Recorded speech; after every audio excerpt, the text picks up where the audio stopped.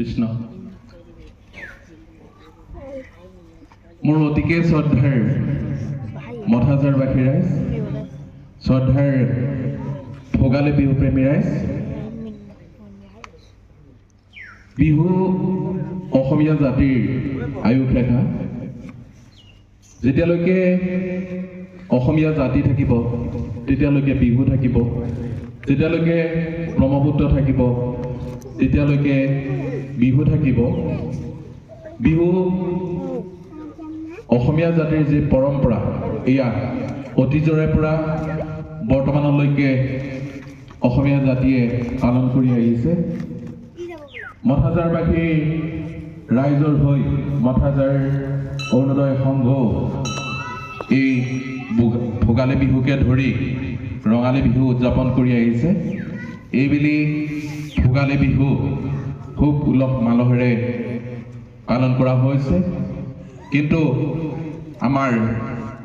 2025 বৰ্ষটো আমাৰ কাৰণে অভিশপ্ত আছিলে আমাৰ ঘৰৰ আপোনজন ঢুকালে যেনেকৈ আমি দুখত ম্ৰিয়মান হৈ থাকোঁ তেনেকৈ আমাৰ অসমীয়া সংস্কৃতিৰ কাণ্ডাৰী আমাৰ সকলোৰে হিয়াৰ আমঠু জুবিন গাৰ্গদেৱৰ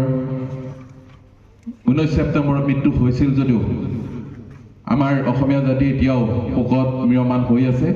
তাৰ মাজতো অসমীয়াই এই হেঁপাহৰ ভোগালী বিহুটিক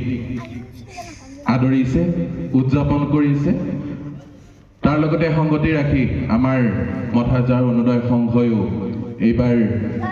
ভোগালী বিহু দিনজোৰা কাৰ্যসূচীৰে পালন কৰিবলৈ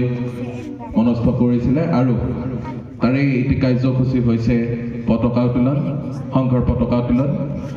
এই কাৰ্যসূচীটো ৰূপায়ণ কৰিবলৈ উদযাপন সমিতিয়ে দায়িত্ব অৰ্পণ কৰাৰ কাৰণে তেওঁলোকক ধন্যবাদ জ্ঞাপন কৰিছোঁ আশা ৰাখিছোঁ আমাৰ এই বিহুৱে যি একতাৰ বান্ধোন ভাতৃত্বৰ এনাজৰী এয়া অটুট ৰাখিবলৈ সক্ষম হ'ব আৰু